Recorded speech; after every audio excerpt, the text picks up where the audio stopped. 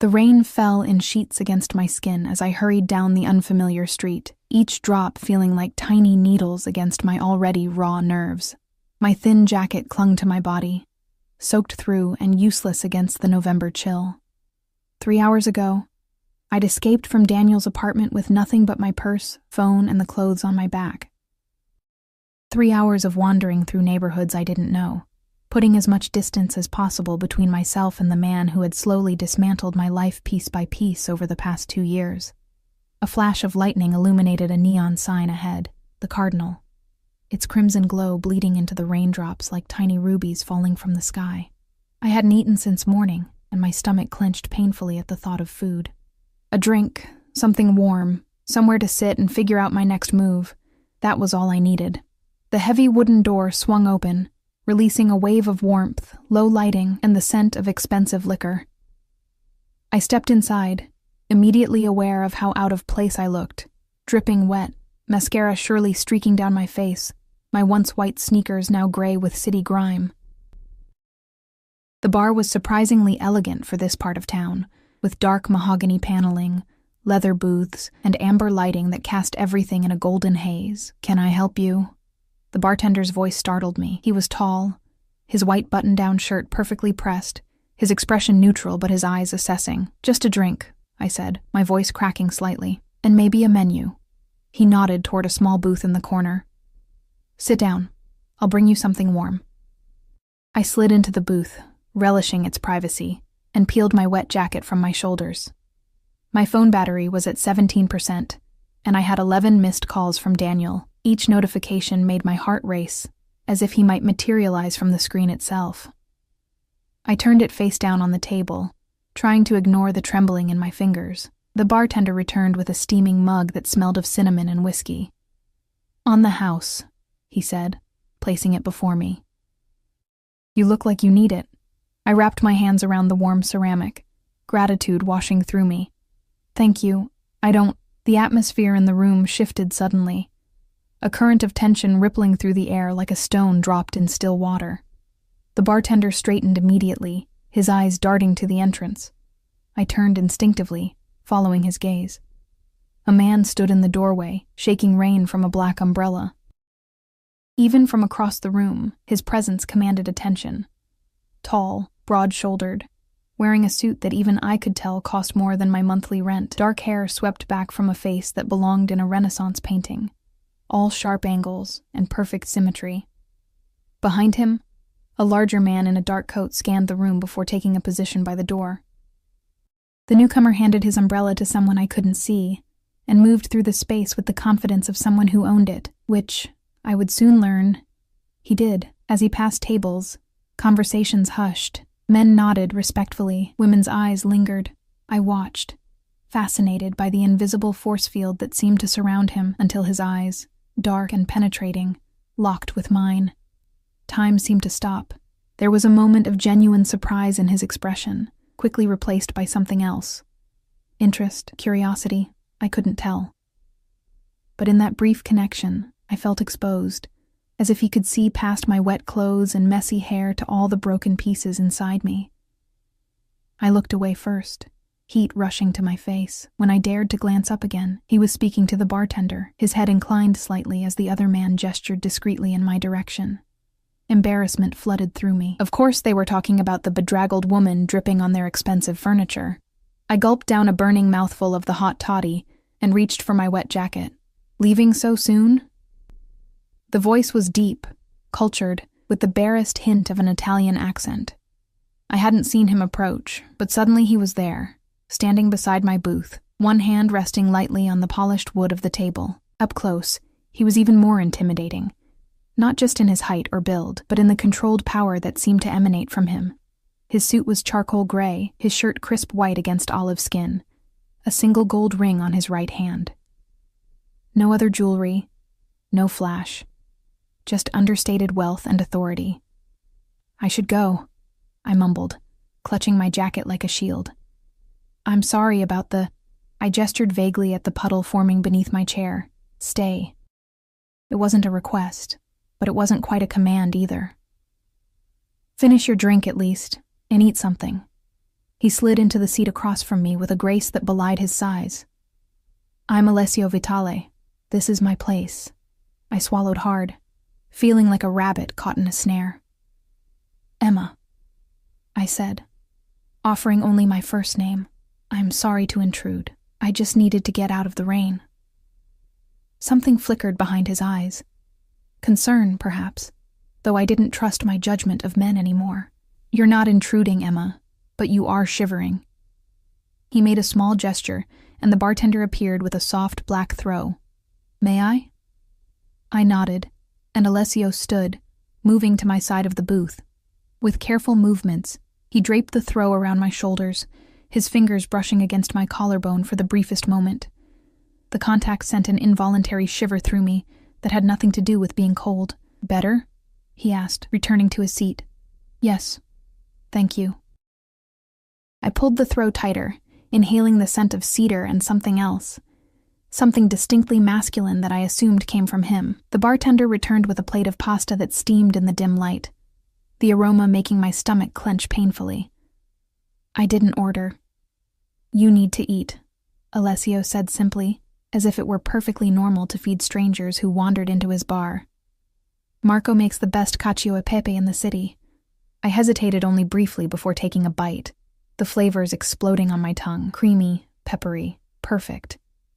I couldn't remember the last time food had tasted so good. Daniel had been monitoring my meals for months, commenting on every calorie, every carb, making me feel guilty for even wanting to eat. It's delicious, I said, taking another bite. Thank you.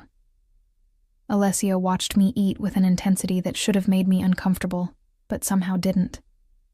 You're running from something, he said after a moment. It wasn't a question.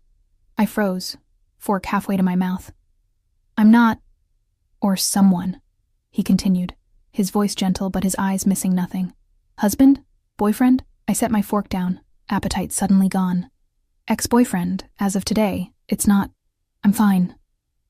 The lie sounded hollow even to my own ears. Alessio's expression darkened, something dangerous flashing across his features before he carefully controlled it. Did he hurt you? The question hung between us, loaded with implications. Daniel had never hit me. That would have been too obvious, too easy to name as abuse. His methods were subtler. Isolation, control, constant criticism that eroded my confidence until I barely recognized myself. Not physically, I admitted, my voice barely above a whisper. Alessio nodded once, as if confirming something to himself. Finish eating, he said, his tone softer now. Then we'll talk about where you're going tonight. The implication that he had any say in my plans should have set off alarm bells, but exhaustion was setting in, and the thought of facing the rain again with nowhere to go was overwhelming. I picked up my fork and continued eating, aware of his eyes on me, assessing, calculating. My phone screen lit up on the table between us. Another call from Daniel. Before I could react, Alessio reached out and turned it over, glancing at the screen.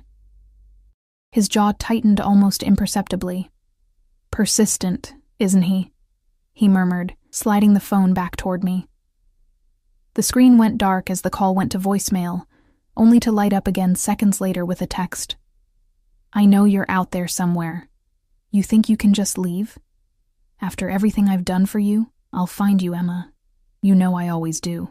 Alessio read the message before I could hide it, his expression hardening into something that made me shrink back slightly in my seat.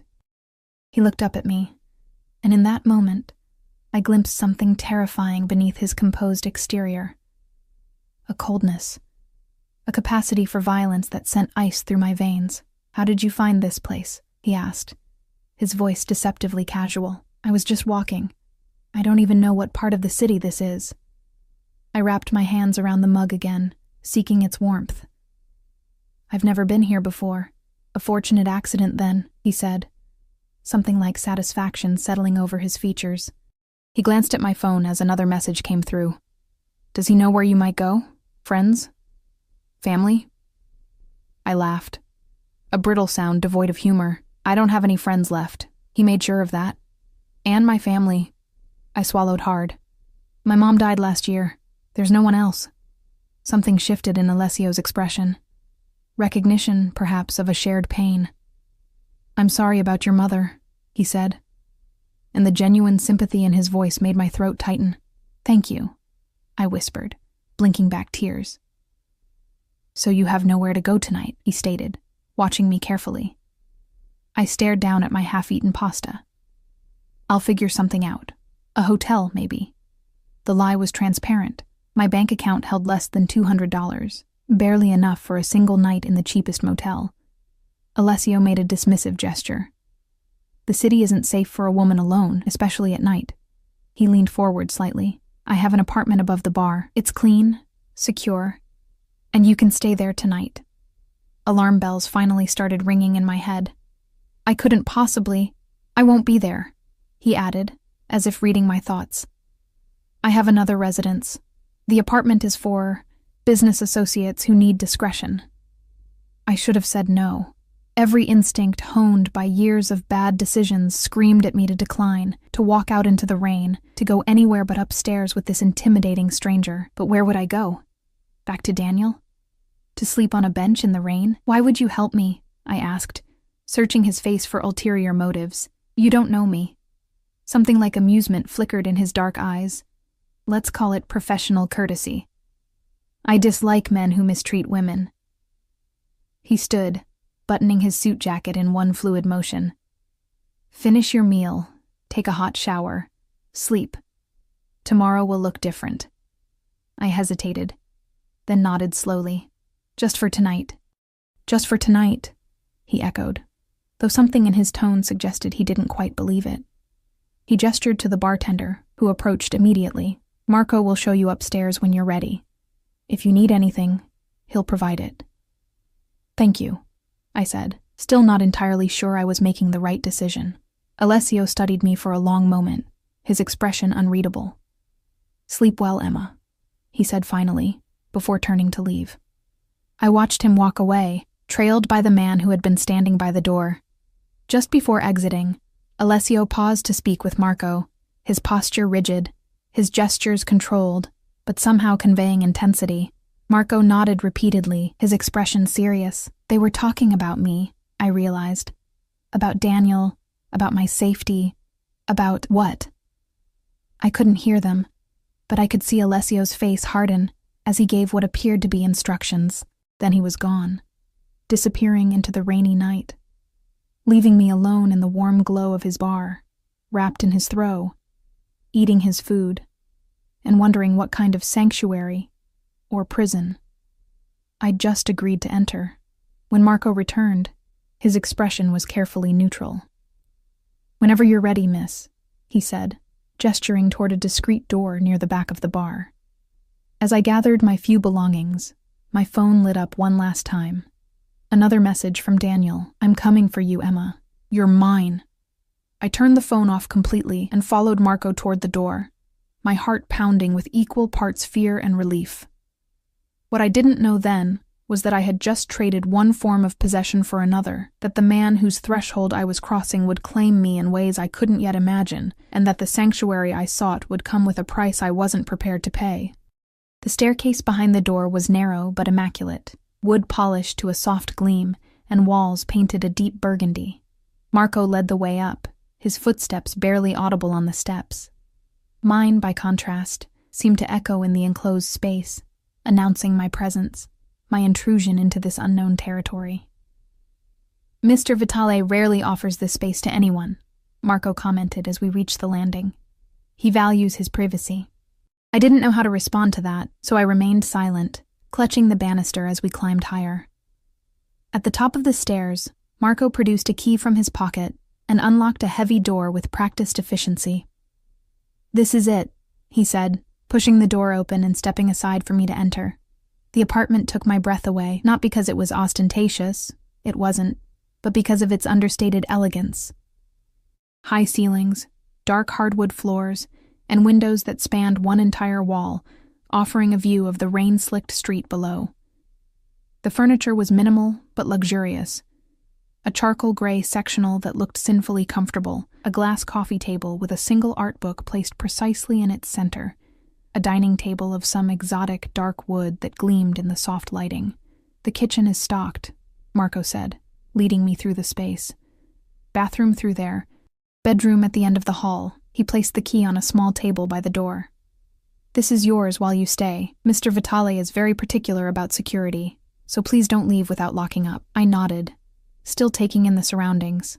Thank you, Marco, for everything. He gave me a small, almost imperceptible bow. Mr. Vitale left instructions for your comfort. There are clothes in the bedroom that should fit. Toiletries in the bathroom. If you need anything else, there's a phone by the bed. Dial 9, and someone will answer, day or night. The thought of Alessio preparing for my arrival, selecting clothes, making arrangements, sent an odd flutter through my stomach. He knew I'd say yes to staying here? Marco's expression remained carefully neutral. Mr. Vitale is accustomed to anticipating needs. Will there be anything else, Miss Emma? No, thank you. Then I'll leave you to rest. Good night. The door closed behind him with a soft click, followed by the sound of the lock engaging. I stood alone in the center of the living room, water still dripping from my clothes onto the immaculate floor, feeling like an interloper in someone else's life. Moving through the apartment felt like walking through a museum after hours, everything perfectly arranged, untouchable. In the bedroom, I found what Marco had mentioned, a silk pajama set in deep emerald, laid out on a king-sized bed with sheets that looked impossibly smooth. In the adjoining bathroom, a fluffy robe hung on the back of the door, and the marble counter displayed an array of expensive toiletries still in their packaging. I turned the shower as hot as I could stand, stripped off my wet clothes, and stepped under the steaming spray. As the water cascaded over me, I finally allowed myself to cry, for the years lost with Daniel, for the loneliness ahead, for the strange twist of fate that had landed me in this beautiful prison of a stranger's making. By the time I emerged, wrapped in the softest robe I'd ever felt, exhaustion had settled deep in my bones.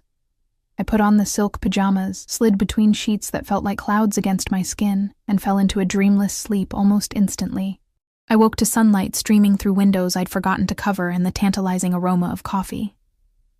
For one disorienting moment, I didn't know where I was, the unfamiliar weight of silk against my skin, the absence of Daniel's heavy breathing beside me, the quality of light all wrong for his apartment. Then it all came rushing back, the escape, the rain, the cardinal, Alessio Vitale with his penetrating gaze and unexpected offer of sanctuary. I sat up slowly, running my hands over the luxurious sheets. On the bedside table sat a steaming cup of coffee and a note written in elegant slanting script. Good morning, Emma. Join me for breakfast when you're ready. My heart stuttered in my chest. He was here? In the apartment? I slipped out of bed, suddenly very aware of my borrowed silk pajamas and wild morning hair. In the bathroom, I found my clothes from yesterday, now clean and dry, folded neatly on the counter. Dressed in my own jeans and sweater, I felt marginally more prepared to face whatever awaited me. I followed the scent of coffee and food down the hallway, pausing at the entrance to the kitchen. Alessio stood at the stove, his back to me, dressed more casually than the night before in dark trousers and a crisp white shirt with the sleeves rolled up to expose forearms corded with muscle. He was cooking something that sizzled in a pan, moving with the same effortless grace I'd noticed the night before. Did you sleep well? He asked without turning around, somehow aware of my presence. Yes. Thank you, I said, hovering awkwardly at the threshold. The bed was very comfortable. He glanced over his shoulder, his dark eyes taking in my appearance with a thoroughness that made heat rise to my cheeks. Sit. Coffee's on the table. I moved to the dining table, where 2 places had been set with fine china and gleaming silver. A French press of coffee sat beside a small pitcher of cream and a bowl of sugar cubes. I poured myself a cup, more to have something to do with my hands than out of any desire for caffeine. I hope you like frittata, Alessio said, bringing over a skillet and sliding a perfectly cooked egg dish onto a serving plate. It's my mother's recipe. It looks delicious, I said, genuinely surprised by this domestic side of the intimidating man I'd met last night. I didn't expect you to be here this morning. He set the skillet down and took the seat across from me, his movements fluid and controlled. I wanted to ensure you were comfortable. He served me a portion of the frittata, then himself. And to discuss your situation. I tensed, fork halfway to my mouth. My situation? Your ex-boyfriend, Alessio said, his tone conversational but his eyes sharp. Daniel, is it? The one who believes he owns you. The frittata turned to ash in my mouth. I set my fork down carefully. How did you... Your phone, he said simply. The messages. Right. I took a sip of coffee to wash down the sudden dryness in my throat. It's complicated. I'm sure it is. Alessio leaned back slightly, studying me. Most toxic relationships are. How long were you together? 2 years, I admitted. It wasn't always bad. In the beginning, he was charming, attentive. They usually are. There was no judgment in his voice, just a statement of fact. What changed? I stared down at my plate, trying to pinpoint exactly when things had shifted. It was so gradual I barely noticed. First, it was little comments about my friends, about how they weren't good for me. Then about my clothes, my hair, my weight. Before I knew it, I'd lost contact with everyone I cared about. I'd changed everything about myself to please him, and it was never enough. Alessio's expression darkened. And yesterday? What made yesterday different? I twisted my napkin in my lap. I found out he's been reading my emails, monitoring my phone. He had some kind of tracking app installed. When I confronted him, I swallowed hard. He said it was for my own good, that I couldn't be trusted to make the right decisions, that he was protecting me from myself. The worst kind of cage is the one you don't recognize until you're already locked inside, Alessio said quietly, something like understanding in his eyes.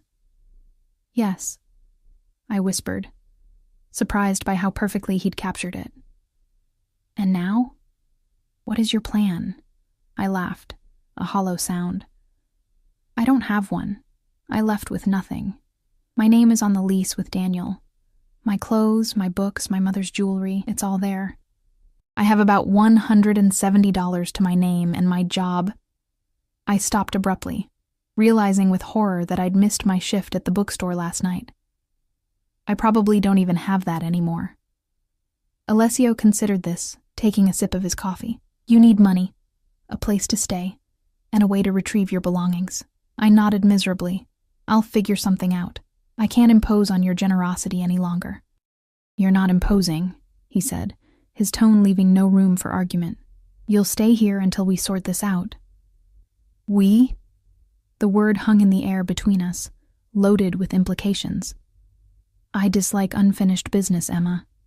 His dark eyes held mine. And men like Daniel, men who believe they can possess another person. They offend me. A chill ran down my spine despite the warmth of the kitchen. There was something in his tone, something cold and implacable that reminded me he was not just the man who had cooked me breakfast, but someone powerful enough to command a room with his mere presence. I appreciate the offer, I said carefully, but I can't stay here indefinitely. I need to stand on my own feet, rebuild my life. Admirable, he said, a small smile playing at the corners of his mouth. But practically speaking, you need resources to do that. A safe place to stay, money, support. He leaned forward slightly. I can provide those things, Emma. Why would you? I asked, the question that had been nagging at me since last night. You don't know me. You owe me nothing. Something flashed in his eyes, amusement perhaps, or appreciation for my directness. Let's say I recognize something in you that interests me. Strength beneath the vulnerability. I flushed under his scrutiny, unsure how to respond. Before I could formulate a reply, a discreet knock sounded at the door. Alessio's expression shifted subtly, the warmth receding behind a mask of cool efficiency. Enter, he called. Marco appeared in the doorway, his posture deferential. Sir, Giuseppe is here with the information you requested. Send him in. Alessio turned to me. This concerns your situation. Do you mind? Before I could answer, another man entered the kitchen, older than Marco, with silver at his temples and the weathered face of someone who had seen much in life. He nodded respectfully to Alessio, then cast a curious glance in my direction. This is Emma, Alessio said, gesturing toward me. Emma, this is Giuseppe, my head of security. Head of security? What kind of bar owner needed a head of security? The question must have shown on my face. because Alessio's lips curved in a small, knowing smile. "What did you find?" he asked Giuseppe. The older man placed a folder on the table. Daniel Mercer, age 34. Sales manager at Brookfield Investments. Lives in the West Side apartment complex, Unit 723. No criminal record, but 2 complaints filed against him by previous girlfriends, both dropped before reaching court. He paused, glancing at me. Current finances show significant debt. Credit cards, gambling, and there's something else, sir. He made 4 calls to hospitals in the area last night, looking for a woman matching Miss Emma's description. My blood ran cold. Hospitals? Giuseppe nodded grimly. He told them his mentally unstable girlfriend had gone missing and might need medical attention. Tears of anger and humiliation burned behind my eyes. Of course Daniel would try to paint me as unstable, to make any claims I might make against him seem like the ravings of a disturbed mind. "I see," Alessio said, his voice dangerously soft. He turned to me. "This changes things, Emma. If he's portraying you as mentally unstable, he's laying groundwork to discredit you, possibly to have you committed if he finds you." The room seemed to tilt slightly. "He can't do that. With enough money and the right connections, he could make it very difficult for you," Alessio countered. "At the very least, he could create a scenario where your word means nothing against his." Giuseppe cleared his throat. "There's more, sir. He's hired someone. Private investigator by the name of Reeves. Known for being thorough, not always ethical in his methods. A private investigator. The reality of Daniel's determination to find me hit like a physical blow. I'd known he wouldn't let me go easily, but this level of pursuit, it terrified me." Alessio's expression had gone completely cold, his eyes hard as obsidian. "Thank you, Giuseppe. Have Reeves dealt with. And I want surveillance on Mercer, round the clock. Every call, every movement." Giuseppe nodded once and left without another word, leaving me staring at Alessio in shock. "What exactly do you mean by dealt with?" I asked, my voice barely above a whisper. Alessio's gaze softened slightly as it returned to me. "Nothing that should concern you, just ensuring he doesn't become a problem." A chill crept up my spine. "Who are you?" "Really?"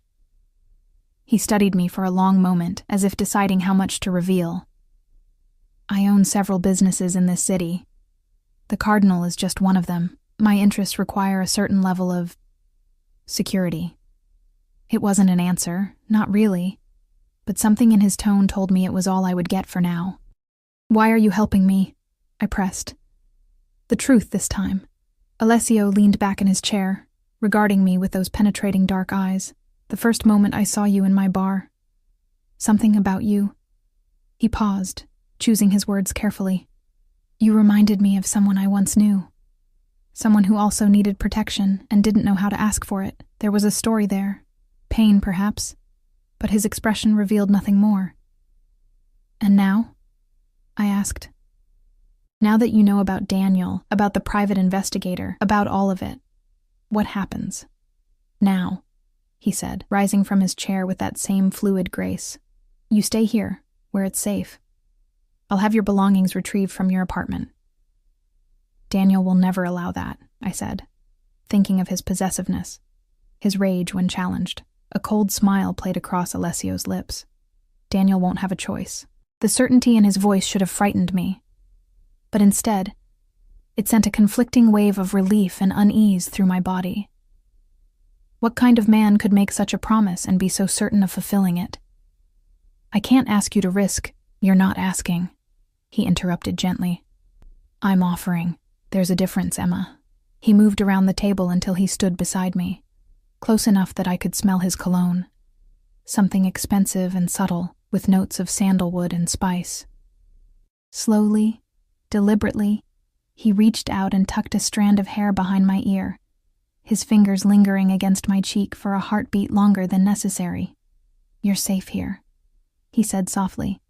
"No one will hurt you again, not while you're under my protection."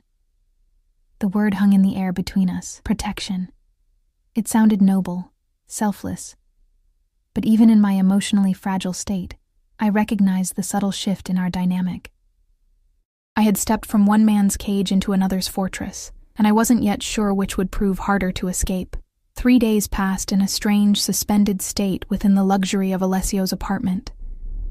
I spent hours staring out at the city below, watching people move through their lives with a purpose I no longer felt. My phone remained off, tucked away in a drawer like a venomous thing I couldn't bring myself to touch. True to his word, Alessio had arranged for my belongings to be retrieved from Daniel's apartment. I'd given Giuseppe a list, not expecting much: my clothes, my laptop, my mother's jewelry box, items I couldn't bear to lose but assumed Daniel would have destroyed in his rage. Yet on the second day, Marco had appeared with 4 neatly packed suitcases containing everything I'd requested, plus items I hadn't thought to ask for: my favorite books, the quilt my grandmother had made, photographs I'd kept in a box under the bed. How they'd managed it, I didn't ask. The less I knew, the better. Alessio himself came and went like a ghost, his presence in the apartment always preceded by a subtle change in the air, as if the space itself recognized its master. He never stayed long, checking on me, bringing food from the restaurant downstairs, asking in that quiet, commanding way if I needed anything. Each time, his dark eyes would sweep over me, assessing, searching for something I couldn't name. On the evening of the 3rd day, I was curled on the window seat with one of my rescued books, when the door opened, and Alessio entered carrying a bottle of wine and 2 glasses. "You look better," he observed, setting the wine down on the coffee table. "More yourself." I marked my place in the book, studying him in return. He wore another impeccable suit, this one navy so dark it was almost black, the fabric catching the light as he moved. "How would you know what myself looks like? You've only known me for 3 days." A smile played at the corners of his mouth as he uncorked the wine with practiced ease. 4, counting tonight. And I'm a good judge of character. "Is that so?" I uncurled from the window seat and moved to the sofa, accepting the glass he offered. "And what character have you judged me to be?" He sat beside me, close enough that I could feel the heat radiating from his body, but not so close as to seem threatening. Someone who has spent too long diminishing herself to accommodate others. Someone who is stronger than she knows. He took a sip of his wine, his eyes never leaving mine. Someone who deserves better than what she's had. The wine was rich and complex on my tongue. Nothing like the cheap bottles Daniel would bring home when he was trying to apologize for some new cruelty. "You make me sound like a charity case. Is that what you think this is? Charity?" Alessio's voice had an edge to it now, something almost dangerous. "I don't know what this is," I admitted, gesturing vaguely at the space between us. "I'm staying in your apartment. You've rescued my belongings. You've had Giuseppe follow Daniel to ensure he doesn't find me. What am I supposed to think?" Alessio set his glass down and turned to face me fully, his expression intense. "What do you want it to be, Emma?" The question caught me off guard. What did I want? Freedom, certainly. Safety. A life rebuilt on my own terms. But was that all? I hesitated, then decided on honesty. I want to stop feeling like I'm trading one cage for another, no matter how gilded this one might be. Something flashed in his eyes, respect, perhaps, or surprise at my candor. Fair enough. He leaned back slightly. Then let me be clear about what I want. My pulse quickened. And what's that? I want you. The words hung in the air between us, simple yet laden with implications. Not as a possession, not as a charity case, as a woman who intrigues me, who makes me feel something I haven't felt in a very long time. Heat rushed to my face. You don't know me. I know enough, he countered. I know you're resilient. I know you have fire beneath that quiet exterior. I know you read Dostoevsky when you're troubled, and that you touch the emerald pendant at your throat when you're nervous, like you're doing right now. My hand fell away from the necklace. My mother's, one of the few things of value Daniel hadn't sold or pawned during our relationship. I notice things, Emma, Alessio continued, his voice softening. It's how I've survived in my world. And from the moment you walked into my bar, soaking wet and trying so hard to be invisible, I noticed everything about you. Why? The question came out as barely a whisper. He reached out slowly, giving me time to pull away, and traced his fingertips along my jawline. Because you shine, even when you think you don't. I should have moved away. I should have maintained the fragile boundary between gratitude and something more dangerous. Instead, I leaned into his touch, starved for gentleness after years of calculated cruelty. "I'm not ready," I said, even as my body betrayed me, responding to his proximity with a warmth that pooled low in my abdomen. "I just left Daniel. I need time to find myself again before I can—" "I understand." Alessio withdrew his hand, though reluctance was evident in the gesture. "I'm a patient man, Emma. I can wait." The certainty in his voice, the assumption that it was only a matter of time, should have alarmed me. Instead, I felt a dangerous thrill. What if what I need is to leave? To start completely fresh, away from here, away from you? His expression darkened momentarily. A flash of something possessive that reminded me this was not a man accustomed to being denied, but it passed quickly, replaced by a carefully controlled neutrality. "If that's truly what you want, I won't stop you." He reached for his wine glass again. "But I'd ask that you wait until we're certain Daniel is no longer a threat. And when will that be?" Alessio's smile didn't reach his eyes. "Soon." The word held a promise that sent a chill down my spine. Before I could press further, a knock at the door interrupted us. "Enter," Alessio called, his posture shifting subtly, tension evident in the set of his shoulders. Giuseppe appeared, his weathered face grave. "Sir, we have a situation." Alessio set his glass down and stood in one fluid motion. "What kind of situation?" "Mercer," Giuseppe said, his eyes flicking briefly to me. "He was at the Cardinal tonight, asking questions about a woman matching Miss Emma's description. Marco sent him away, but he made a scene. Said he wouldn't stop until he found her." My heart raced, the wine turning sour in my stomach. "He knows I'm here?" "Not yet," Giuseppe assured me. "But he's getting desperate, and desperate men are unpredictable." Alessio's expression had gone completely cold, his jaw tight with controlled fury. "Did he threaten my staff?" "Yes, sir.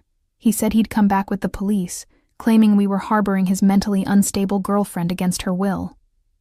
"He can't do that," I protested. "I'm an adult. I left of my own free will." "He can create problems," Alessio said grimly. "Questions, investigations, the kind of attention none of us want." He turned to Giuseppe. "Where is he now?" "Luca is following him. Last location was a bar 3 blocks from here." Alessio nodded once. "Keep me informed. And double the security downstairs." After Giuseppe left, a heavy silence fell between us. I set my wine glass down with trembling hands. "I should go. I'm bringing trouble to your door." "No." The word was quiet but absolute. "This is my territory, Emma. He's the intruder here, not you." "But the police won't be an issue." Alessio moved to stand before me, tilting my chin up to meet his gaze. "Trust me." Those 2 simple words, spoken with such conviction, shouldn't have comforted me. I barely knew this man, had glimpsed enough to understand he operated outside conventional boundaries of law and society. Yet in that moment, with Daniel's threats looming like storm clouds, I wanted desperately to believe in Alessio's protection. "I'm scared," I admitted, hating the weakness in my voice but unable to disguise it. Something softened in his expression. "You don't need to be. Not anymore." He brushed his thumb across my lower lip, in a gesture so intimate it made me shiver. "No one will hurt what's mine." The possessive pronoun hung in the air between us. I should have objected, should have reminded him that I wasn't his, that I just escaped one man who viewed me as property. Instead, I found myself leaning into his touch, craving the security it promised. "Stay here tonight," he said, his voice low. "I have business to attend to." "Business?" I echoed, suddenly fearful of what that might entail. "Alessio, please don't do anything." "Shh." He pressed a finger to my lips. "Don't ask questions you don't want answers to, Cara." The Italian endearment slipped out naturally, warming me despite my apprehension. He leaned down slowly, giving me time to pull away, and pressed his lips to my forehead in a kiss that felt like both a promise and a brand. "Lock the door behind me," he instructed, pulling away reluctantly. "Don't open it for anyone but me or Marco, understand?" I nodded, unable to form words around the tightness in my throat. After he left, I locked the door as instructed and pressed my forehead against the cool wood, trying to make sense of the conflicting emotions roiling inside me. Fear for what Daniel might do, concern about what Alessio might do in return.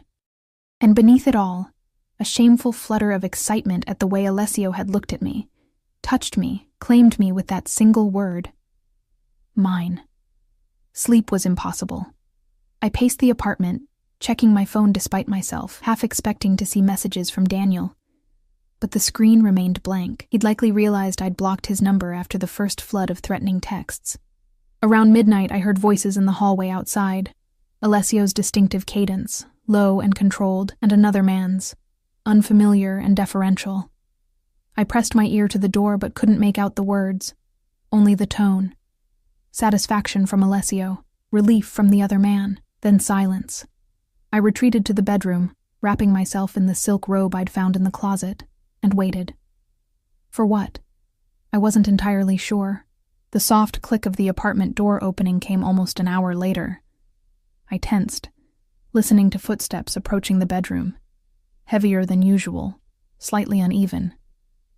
Alessio appeared in the doorway, and my breath caught. His immaculate suit was rumpled, a small tear visible in one sleeve. A bruise was forming along his jawline, and a thin cut above his eyebrow had left a smear of dried blood on his temple. "Are you hurt?"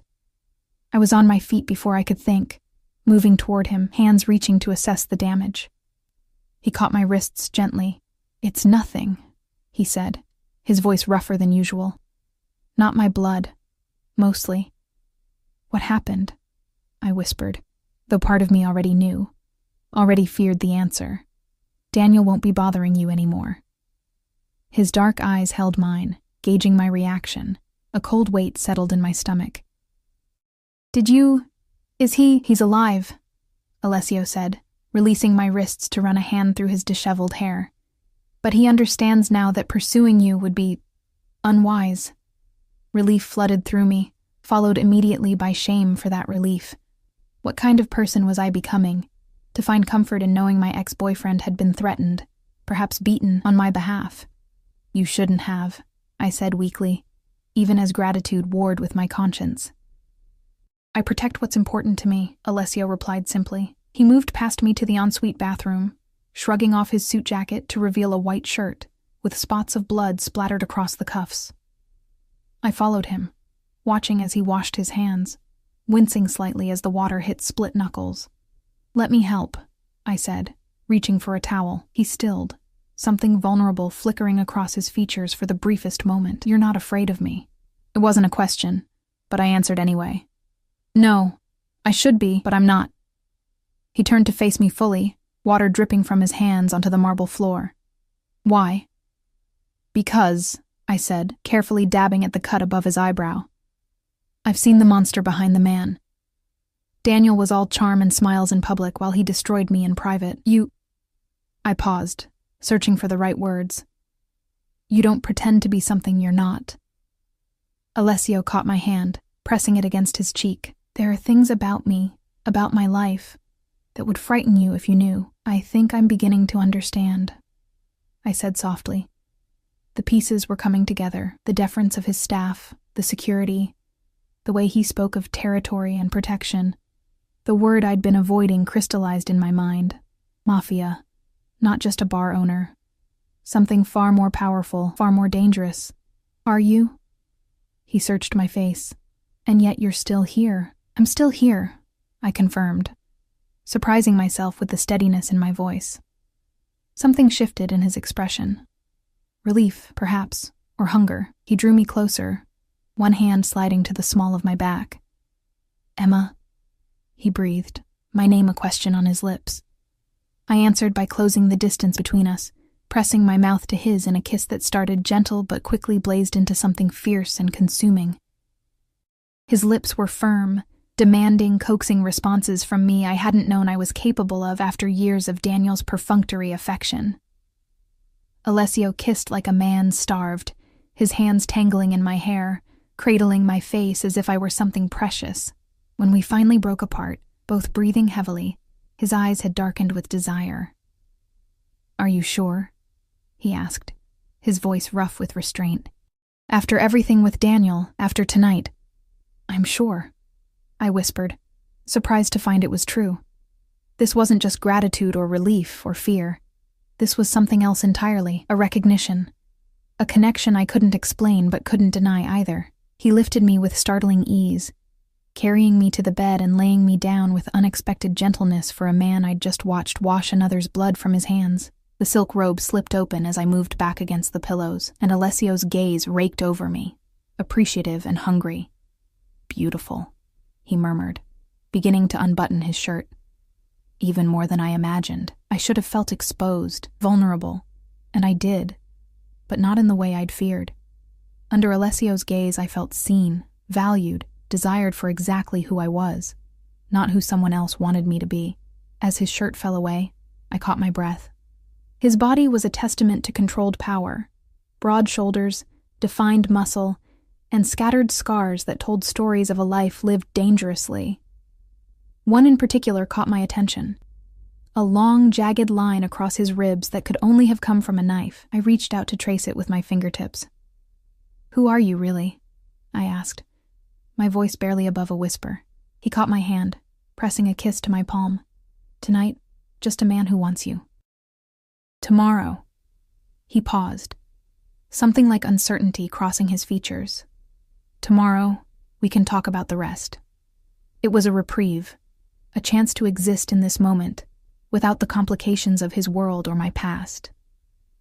I took it gladly, lifting my face for another kiss as he lowered himself beside me, his weight dipping the mattress, his heat enveloping me like a shield against everything outside this room. That night, Alessio showed me what it meant to be truly wanted, to be worshipped rather than used. Each touch was deliberate, each kiss a revelation. He learned my body with an attentiveness that left me breathless, finding places even I hadn't known could bring pleasure. And when he finally claimed me, entering me with exquisite care despite the passion evident in his trembling muscles and ragged breathing, I felt something I'd never experienced with Daniel, a sense of being cherished, protected, valued for myself rather than what I could provide. Afterward, as we lay tangled in sheets damp with exertion, Alessio traced lazy patterns on my bare shoulder, his expression thoughtful in the dim light. "What are you thinking?" I asked, watching the play of emotions across his face. He was silent for a long moment. "That I didn't expect you," he said finally. "In my life, most things are calculated, controlled.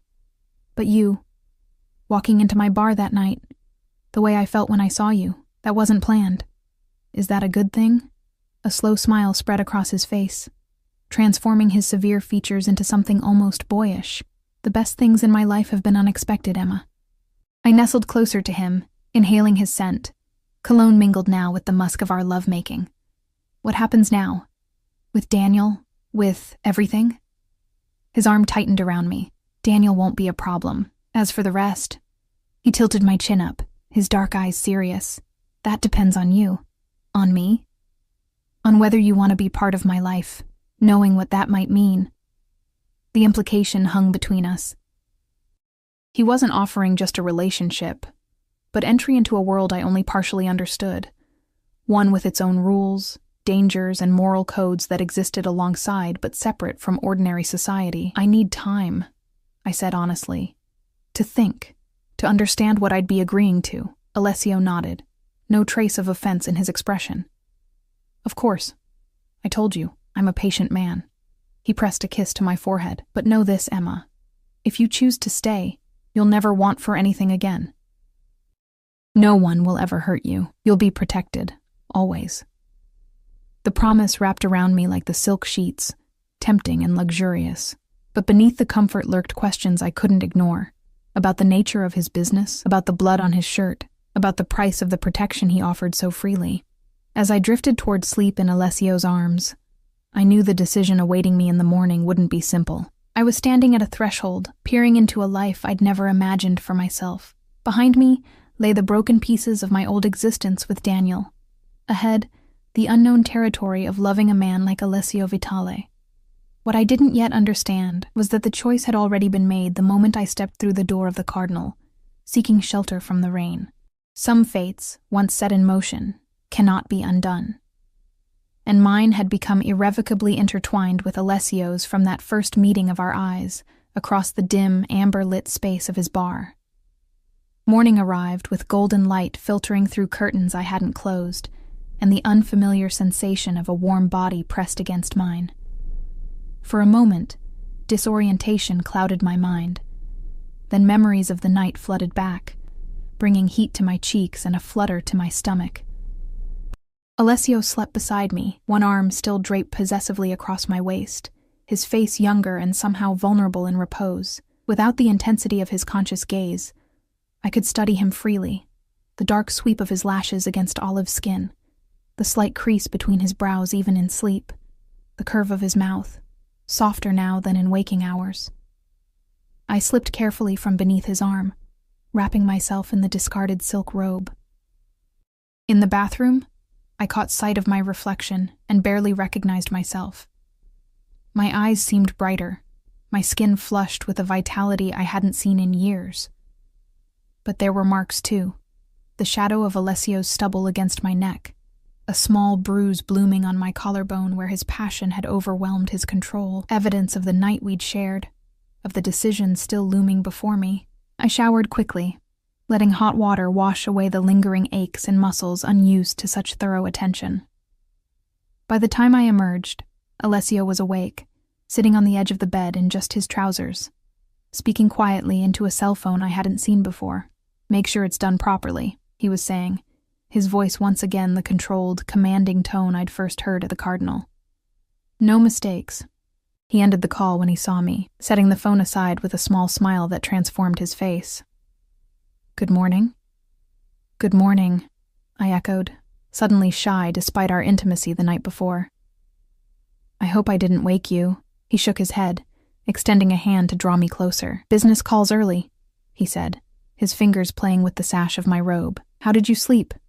"Better than I have in years," I admitted, allowing him to pull me between his knees. The position put us at eye level, his gaze searching mine for regrets or uncertainty. Finding none, he pressed a gentle kiss to my lips. "No second thoughts? About last night?" "No." I traced the bruise on his jawline, still visible though fainter than before. "About everything else. I'm still processing." Alessio nodded, accepting this. "Fair enough. We should talk, but first..." He stood in one fluid motion. "Coffee. Breakfast. I find difficult conversations go better with both." I watched as he moved around the kitchen with that same easy grace, preparing espresso in a gleaming machine that looked more complicated than my laptop. There was something mesmerizing about seeing this powerful, dangerous man engaged in such a domestic task, his focus absolute as he tamped the coffee grounds with practiced precision. "You cook often?" I asked, settling onto one of the bar stools at the kitchen island. A small smile played at his lips. "When I have the time. My mother insisted all her children learn. She said a man who couldn't feed himself was no man at all. Your mother sounds like a formidable woman." She was. Something like grief flickered across his features. "Cancer took her 5 years ago. I'm sorry," I said softly, understanding the loss all too well. "My mom died of cancer too, ovarian." Alessio set a perfect espresso before me. "Another thing we share then. My mother had lung cancer, never smoked a day in her life." He began cracking eggs into a bowl. "Do you have other family?" I shook my head. My father left when I was 3, no siblings. After Mom died, it was just me. "Until Daniel," he noted, his tone carefully neutral. "Until Daniel," I agreed, wrapping my hands around the warm espresso cup. He seemed so solid, so dependable after Mom's death. I was vulnerable, and I trailed off, the patterns now so obvious in retrospect.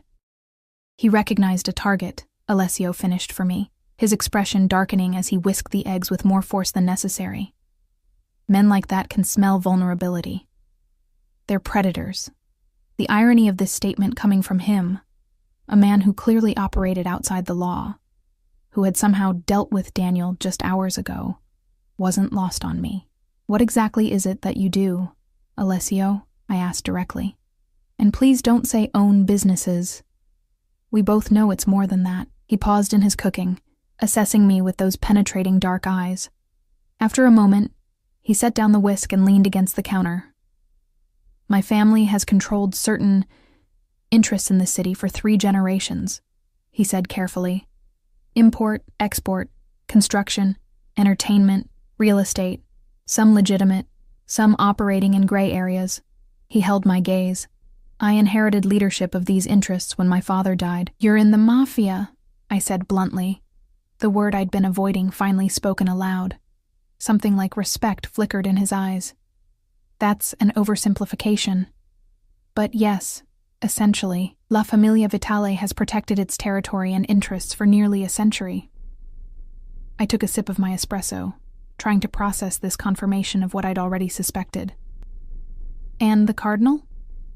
"A legitimate business. One of many." He returned to cooking, pouring the eggs into a heated pan. "A place where I can sometimes just be a man enjoying a drink, watching people who don't know who I am or what I control, until a soaking wet woman stumbled in, disrupting your peace," I said with a small nervous laugh. His expression softened, the best disruption of my life, as it turns out. We ate breakfast at the dining table, the conversation turning to lighter topics, books we'd both read, places we'd visited, music we enjoyed. It was strangely normal, this shared meal with a man who had just confirmed he was the head of a crime family. After we'd finished eating, Alessio refilled our coffee cups and leaned back in his chair, his expression turning serious once more. "You need to understand what it would mean, being with me," he said quietly. "The life I lead comes with certain complications." "Dangers, you mean?" I clarified. He inclined his head in acknowledgement. "Yes, I have enemies. People who would use anyone I care about to get to me." "Is that why you're alone? To protect others?" A shadow crossed his face, partially. "But also because I've never met someone I wanted to bring into this life. Not until you." The weight of his words settled over me. "Why me? I'm nobody special, Alessio, just a bookstore clerk with a terrible taste in men and no family to speak of." "You're extraordinary," he countered, reaching across the table to take my hand. "Your resilience, your heart, your ability to see people for who they really are, not who they pretend to be. Do you know how rare that is? In my world, everyone wears masks. Everyone has an angle, a motive, but you..." He squeezed my fingers gently. "You're authentic in a way I haven't encountered in years." I flushed under his intense gaze. "You barely know me." "I know enough," he insisted. "The rest, we can learn together, if that's what you want." There it was again. The choice laid before me, a life with Alessio, with all its luxury and protection and passion, but also its dangers and moral ambiguities. Or a return to the ordinary world, rebuilding from scratch, alone. "What about your business?" I asked carefully. "Would I be involved in that?" "No," he said firmly. "Never. That part of my life would remain separate.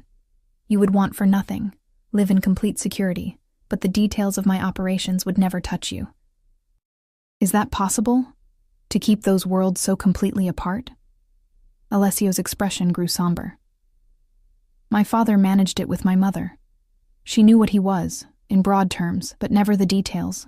It protected her, both legally and emotionally. And if I wanted to know more, to understand the man you truly are..."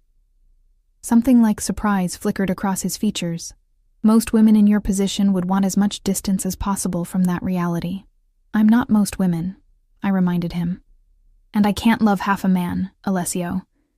If I choose you, I choose all of you. The bar owner and the, whatever term you prefer, businessman," he supplied with a small wry smile. "Though even that doesn't quite capture it. We're more like a shadow government for certain aspects of the city. We provide protection, resolve disputes, ensure balance, And break legs when necessary? I asked, unable to keep the edge from my voice. His expression didn't change. When necessary, yes. Though it's rarely so crude these days. Money, information, influence. These are more effective weapons than physical violence. But you hurt Daniel, I pointed out. Physically. Some men only understand one language, Alessio replied, unapologetic. Daniel was such a man. He needed to feel viscerally that pursuing you would bring him pain. I should have been horrified. Instead, I felt a complicated mix of emotions, concern at Alessio's casual acceptance of violence as a tool, but also a shameful relief that Daniel had been forced to experience even a fraction of the fear he'd inflicted on me. I don't know if I can live in that world, I said honestly, even at its edges. I understand. Alessio's thumb traced circles on my palm. And if you choose to walk away, I'll ensure you have everything you need to start fresh. An apartment, a job, money, anywhere you want to go. The offer was generous, far beyond what I could have hoped for when I'd fled Daniel's apartment in the rain just days ago. Yet the thought of leaving Alessio, of never again experiencing the safety of his arms or the intensity of his attention, created a hollow feeling in my chest. And if I stay, I whispered, almost afraid to hear the answer. Alessio's dark eyes held mine, intense and serious. If you stay, you become mine in every way that matters. Protected, cherished, provided for. No one would dare touch you. No one would ever hurt you again. Yours, I repeated, testing the word. After Daniel's possessive, destructive ownership, I should have recoiled from such a claim. Yet there was a difference in how Alessio said it. Not as a cage, but as a covenant. Mine to protect, he clarified. Not to control or diminish. Before I could respond, a discreet knock came at the door. Alessio's expression shifted subtly, the intimate moment broken as he reverted to his more guarded self. "Enter," he called. Marco appeared, his manner professional, but his eyes curious as they flickered between Alessio and me. "Sir, Giuseppe needs to speak with you urgently. Something about the situation from last night." Alessio nodded once. "Tell him I'll be down in 5 minutes." After Marco left, Alessio turned back to me with regret in his eyes. "Business," he said apologetically. "I shouldn't be long." "It's fine," I assured him, though I felt the loss of our connection acutely. "I have a lot to think about anyway." He stood, leaning down to press a lingering kiss to my lips. "Take all the time you need, Kara. This decision isn't one to rush." After he'd gone, I wandered the apartment restlessly, my mind churning with the implications of everything Alessio had revealed. The reality of who he was, not just a powerful businessman, but the head of a criminal organization, should have sent me running. Yet I found myself weighing this knowledge against everything else I'd experienced with him. His gentleness, his respect, his unwavering protection. Was I simply trading one form of danger for another? Daniel's emotional abuse for Alessio's underworld connections? No, I decided. That was too simplistic. Daniel had sought to diminish me, to control me through fear and isolation. Alessio, despite his dangerous life, seemed to want me to flourish, to be protected, but not possessed. I found myself at the window again, looking down at the street below. A sleek black car was parked outside the Cardinal, 2 men in suits standing beside it with the hypervigilant posture I now recognized as Alessio's security team.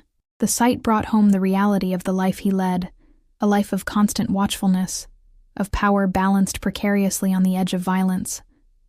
Could I live in such a world? Could I love a man who operated by codes so different from what I'd been taught was right? I was still standing at the window when Alessio returned nearly an hour later, his expression grim, tension evident in the set of his shoulders. "What's wrong?" I asked immediately, recognizing that something had shifted during his absence. He crossed to the bar and poured himself a glass of whiskey, unusual for this early hour. "Daniel," he said after taking a sip. "He's proving more problematic than anticipated." Fear curled in my stomach. "What do you mean? I thought you said he wouldn't be a problem anymore." "So did I." Alessio's voice was cold, controlled fury underneath. "Apparently, he's connected to someone I didn't anticipate. A city councilman, Harrington, they're cousins." "Richard Harrington?" I remembered Daniel mentioning his influential relative occasionally, usually when he wanted to impress someone. I didn't think they were actually close. Close enough that Harrington is now asking questions about Daniel's injuries, about a missing woman Daniel claims was taken against her will. Alessio's knuckles whitened around his glass. He's gone to the police, claiming you're being held by organized crime. The room seemed to tilt. That's ridiculous. I left him. I can tell the police that. Alessio set his glass down carefully. It's not that simple, Emma. Any investigation, any attention from authorities creates complications for my businesses, for my family. So what do we do? We, he repeated, something warming in his expression despite the tension. You're already thinking as if you've made your choice. I hadn't realized it until he pointed it out. But he was right. Somewhere in the last few days, somewhere between his protection and his passion, I had begun to align myself with him, to think in terms of we rather than I. I'm still figuring things out, I said carefully, but Daniel dragging me into his lies, trying to use the police to get to me, that affects me regardless of what I decide about us. Alessio crossed to where I stood, his hands coming to rest on my shoulders. There are several ways to handle this, he said, his voice low. Some more permanent than others. A chill ran through me at the implication. You can't, Alessio, no matter what Daniel's done. I don't want him hurt. Not seriously. Not permanently. Something like disappointment flickered in his eyes, quickly masked. As you wish. He moved away, pacing the room with controlled energy. Then we need a different approach, one that discredits him completely. How? Information is power, Kara. Alessio stopped pacing, turning to face me. What do you know about Daniel's business dealings? His finances? Anything he might want to keep hidden? I thought for a moment, memories surfacing of overheard phone calls, of documents hastily hidden when I entered rooms, of late-night meetings Daniel claimed were just work. He gambles, I said slowly. More than he can afford, and I think he might be embezzling from his company. There were transfers he made late at night, money moving between accounts. Alessio's expression sharpened. Good. What else? He has another woman, I continued, the admission hurting less than I expected. Someone named Vanessa. I found texts on his phone about 6 months ago. He convinced me I was crazy, imagining things, but I know what I saw. Anything else? Drugs? Violence toward others? I shook my head. Not drugs, as far as I know. He drinks too much, gets mean when he does, but he's careful about his image. He wants people to see him as successful, respectable. A memory surfaced suddenly. Wait. There was something. A lawsuit that was settled quietly. A woman at his company claimed sexual harassment, but it never went to court. Alessio nodded, satisfaction evident in his expression. That's enough to work with. He pulled out his phone, sending a rapid text. Giuseppe will look into the embezzlement angle. If Daniel is stealing from his company, that gives us leverage. Leverage for what? To make him retract his claims. To make him leave you. Leave us, alone, permanently. Alessio's eyes met mine, deadly serious. No violence, as you asked, just information wielded strategically. The methodical way he approached the problem, the confidence with which he deployed his resources. It was both frightening and reassuring. Daniel had used manipulation and emotional abuse to control me. Alessio used power and influence to protect me. The difference was stark, yet both men operated outside the boundaries most people lived within. And Councilman Harrington? I asked. Will be reminded that his own affairs aren't entirely above scrutiny. Alessio replied coolly. Politicians, especially those with ambitions beyond the city council, rarely have pristine closets. I sank onto the sofa, suddenly overwhelmed by the scope of what was happening. All this because I walked into your bar that night. Alessio sat beside me, taking my hands in his. All this because a man couldn't accept losing what was never truly his, he corrected gently. None of this is your fault, Emma, but now you're involved. Your business, your family, all at risk because of me. I chose this, he reminded me. The moment I saw you, I chose this path, and I don't regret it. His thumb traced my cheekbone. The question is whether you can live with the choices I'm making on your behalf. The question hung between us, weighted with implications about not just this situation, but all the future situations that would arise if I chose to stay with him. Could I accept his methods? The way he wielded power and information like weapons? The fact that his protection came with moral compromises I hadn't imagined making just days ago? I don't know, I admitted. I've spent the last 2 years having choices taken from me, having my agency stripped away piece by piece. I don't want to trade one form of that for another, no matter how much more benevolent yours might be. Understanding dawned in Alessio's eyes. You need to be part of the decisions, he said slowly, not just protected by them. Yes. Relief flooded through me that he understood so quickly what had taken me years to articulate with Daniel. Alessio was quiet for a long moment, considering that's not how things typically work in my world, he said finally. The separation between my business and my personal life has always been absolute. It protects those I care about. I'm not asking to be involved in your business decisions, I clarified. I'm asking not to be kept in the dark about things that directly affect me. Like how you handle Daniel, like what happens next. He studied me with those penetrating dark eyes, as if seeing me anew. You continue to surprise me, Emma.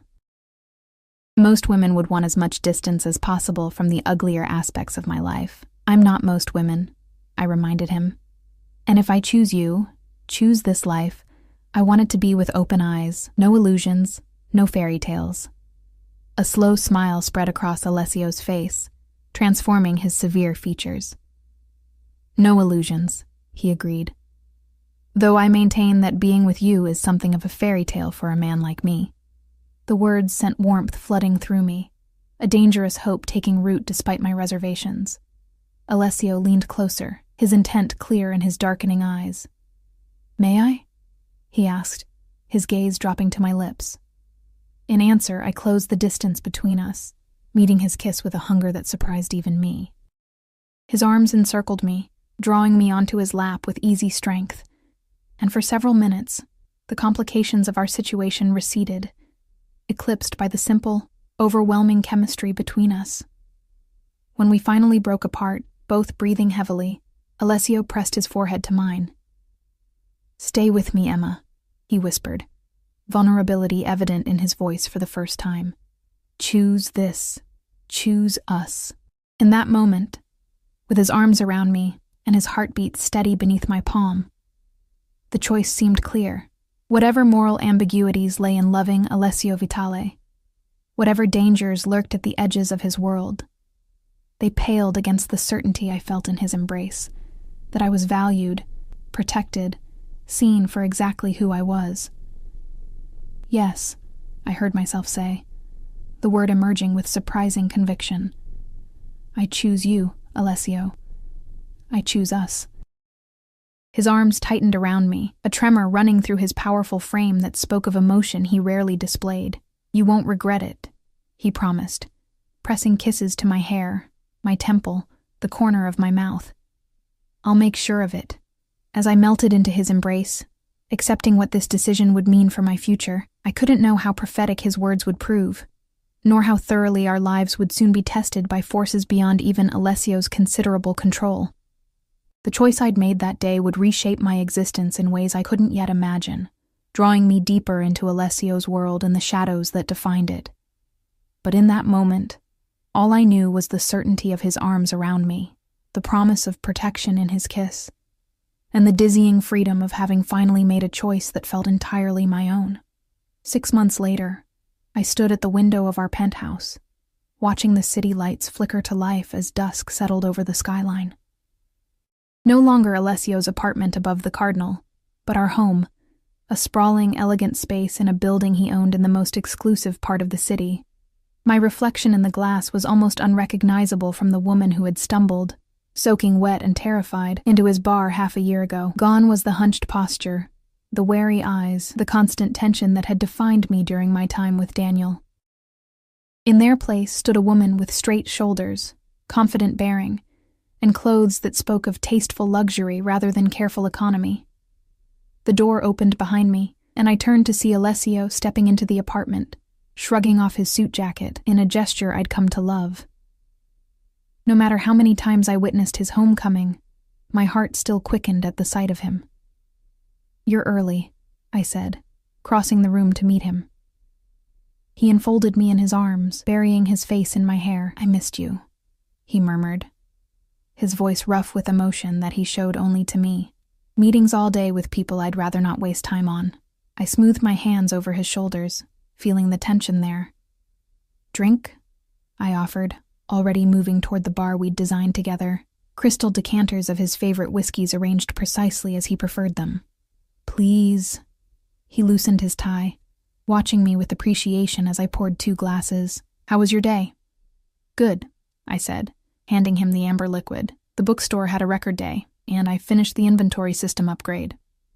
Pride flickered in his dark eyes. "Of course you did. Marco said sales are up 30% since you took over management. The bookstore, formerly a struggling independent shop in a prime location, had been Alessio's wedding gift to me 3 months ago. Something that's yours alone," he'd said, handing me the deed. "Something Daniel never touched that has nothing to do with my other businesses." It had been the perfect gesture, acknowledging both my need for independence and my love of literature. Under my management, the once failing store had transformed into a thriving community hub, complete with a cafe, reading nooks, and carefully curated sections that drew customers from across the city. "Have you eaten?" Alessio asked, setting his glass down and moving to loosen his cufflinks. "I was waiting for you." I stepped behind him, helping him slide off his tie. "I thought we could go out tonight, that new place on Riverside you mentioned." "Actually," he said, turning to face me, "I had something else in mind, a surprise." My eyebrows rose. A good surprise? The smile that transformed his severe features was my reward. "I certainly hope so." He reached into his pocket and withdrew a small velvet box. "Too large for jewelry, too small for anything substantial." "Alessio," I breathed, taking the box with trembling fingers. "What is this?" "Open it," he urged gently. Inside, nestled on black velvet, lay a single key. Not ornate or decorative, just a simple brass key attached to a leather fob stamped with an unfamiliar address. "What is it?" I asked, running my finger over the cool metal. "Freedom," he replied, watching my reaction carefully. "Of a sort." Confusion must have shown on my face, because he continued, "It's a cottage, on Lake Como in Italy. Completely private, completely secure, and completely yours." "Mine?" I echoed, not understanding. "Yours alone," he clarified. "In your name only, with accounts to maintain it that only you can access."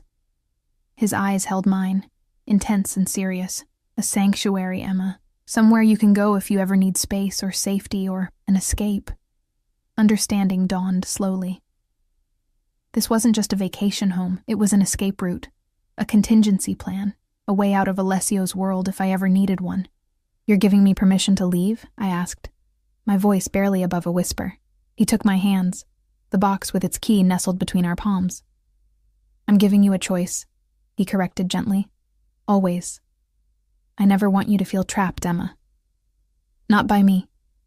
Not by this life. I want you to stay because you choose to. Every day." Tears pricked behind my eyes at the enormity of the gift, not just the property itself, but the trust, the respect for my autonomy that it represented. In Alessio's world, where control and loyalty were everything, this was the ultimate demonstration of his love. "Thank you," I whispered, reaching up to cup his face. "But I'm not going anywhere." Relief flickered briefly in his eyes. "Not now, perhaps, but the world I've brought you into, it can be beautiful, but it can also be cruel, dangerous.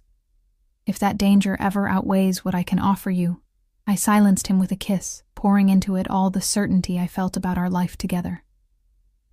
"I knew what I was choosing," I reminded him when we broke apart. "I've never regretted it. Not for a moment." It was true. The past 6 months had been a revelation, not just in the luxury and security Alessio provided, but in the partnership we'd built. True to his word, he had kept the darker aspects of his business separate from our home life, but he no longer shielded me completely from the reality of who he was. When decisions affected me directly, he consulted me. When dangers arose, he informed me. And there had been dangers.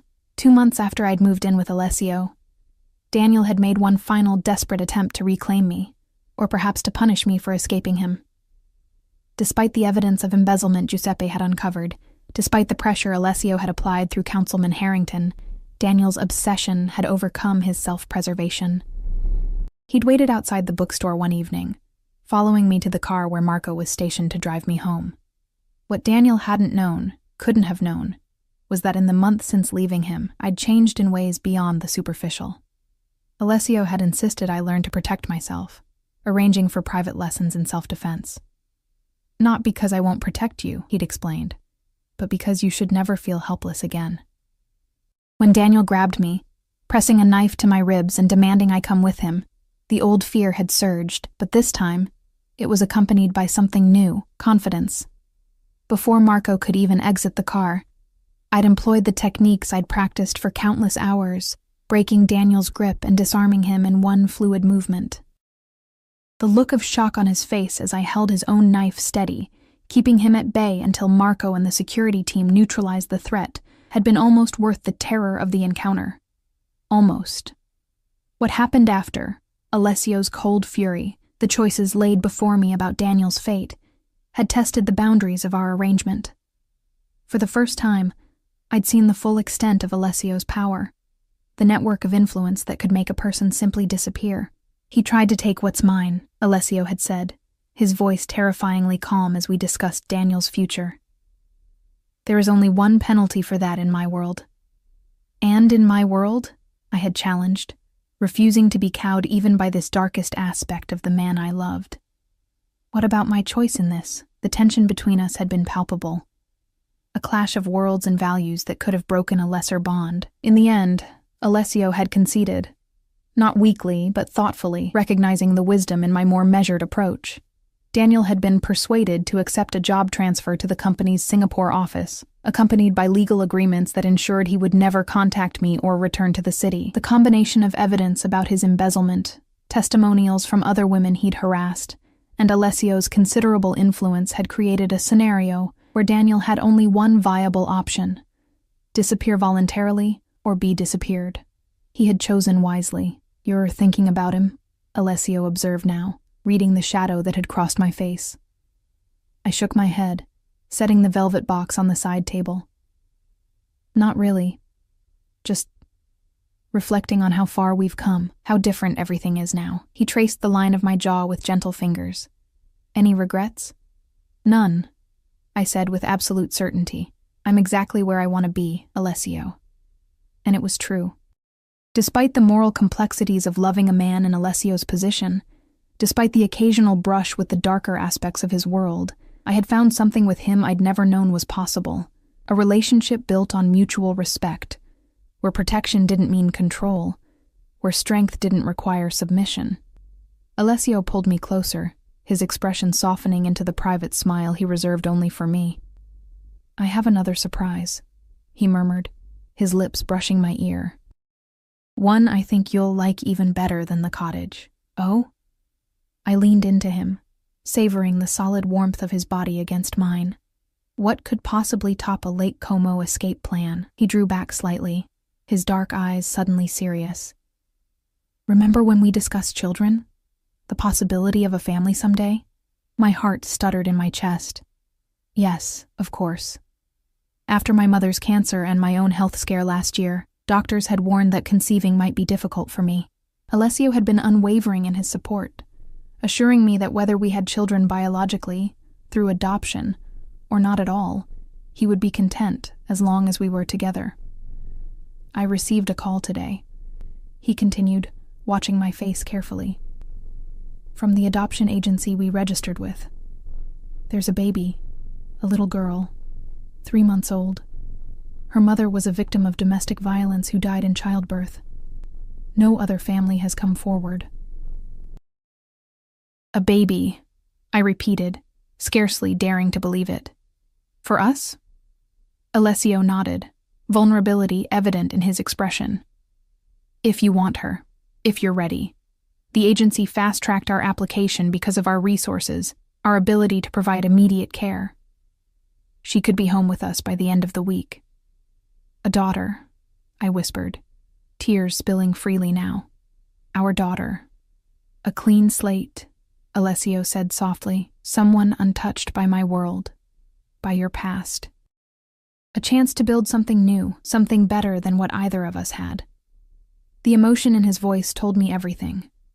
How deeply he wanted this, how thoroughly he had considered what it would mean to raise a child in our complicated reality, for a man whose business dealings could be ruthless, whose enemies feared him with good reason. The tenderness he displayed in this moment was all the more profound. Yes, I said, throwing my arms around his neck. Yes, Alessio. Let's bring her home. He lifted me off my feet in a rare display of unchecked joy, spinning me in a circle before setting me down gently. I'll make the call, he said, pressing his forehead to mine. Tomorrow we can prepare the nursery. We'll need everything, I said, my mind already racing ahead to all the preparations. A crib, clothes, bottles. All taken care of, he assured me with a smile. Giuseppe has a team standing by for whatever you choose. The penthouse across the hall is being converted as we speak. By tomorrow, you can select whatever you want, and it will be here immediately. Of course, he had already arranged everything. Alessio Vitale left nothing to chance, especially something as important as our daughter's arrival. Our daughter. The words resonated through me with a rightness I hadn't expected. Later that night, as we lay tangled together in the afterglow of passionate lovemaking, Alessio traced patterns on my bare shoulder, his expression thoughtful in the dim light. I've been thinking about names, he said quietly, for our daughter. I nestled closer to him. What did you have in mind? Sophia, he suggested. After my mother, but only if you like it. Sophia, I repeated, testing the name on my tongue. It's beautiful. What about a middle name? Alessio's dark eyes held mine. I thought perhaps Claire, after your mother. Fresh tears threatened at this unexpected gesture. Sophia Claire Vitale, I whispered. It's perfect. He pulled me closer, his arms forming the sanctuary I'd come to rely on. Our family, he murmured against my hair, something neither of us thought we'd have again. The words settled around us like a blessing, a promise of the future we were building together. Complicated, imperfect, but ours. In 3 days' time, a tiny girl who had lost everything would come home to parents determined to give her the world, to protect her from its darker aspects, while teaching her to be strong enough to face them. Looking back on that rainy night when I'd stumbled into the Cardinal, desperate and alone, I could scarcely believe the path my life had taken. From the prison of Daniel's emotional abuse, to the complex freedom of Alessio's world, from isolation to family, from fear to strength, the journey had transformed me in ways I was still discovering. Alessio's breathing deepened as he drifted toward sleep, his powerful body relaxed and vulnerable in my arms. Outside our windows, the city continued its rhythmic pulse, the world he controlled from the shadows operating even as he slept. There were aspects of that world I would never fully understand or approve of, lines he crossed that I never would, but there were lines he wouldn't cross because of me. Decisions tempered by my influence, a humanity preserved in the face of power that could easily corrupt. Just as he had changed me, I had changed him, softening edges, illuminating shadows, creating a space where love could flourish despite the odds against it. In the morning, we would begin preparations for Sophia's arrival, transforming a corner of our world to welcome this innocent life. There would be challenges ahead, explaining Alessio's position as she grew older, protecting her from both the dangers and privileges of being a Vitale, teaching her to navigate a world of moral complexities with compassion and strength. But for now, in the quiet darkness of our bedroom, with Alessio's heartbeat steady beneath my cheek, I felt nothing but certainty. I had escaped a toxic love and entered a bar, not knowing the owner was a mafia boss. I had fallen in love with a dangerous man who treated me with more respect than any good man ever had. I had chosen a complicated life with open eyes and a full heart, and I would choose it again, every day for the rest of my life. As sleep claimed me, I curled more tightly into Alessio's embrace, secure in the knowledge that whatever storms might come, we would weather them together, The bookstore manager and the Mafia boss. Unlikely partners in a love story no one could have predicted. Not a fairy tale, not with its shadows and complexities, but something richer, deeper, and ultimately more satisfying than any happily ever after could promise. Our story, our choice, our family, complete.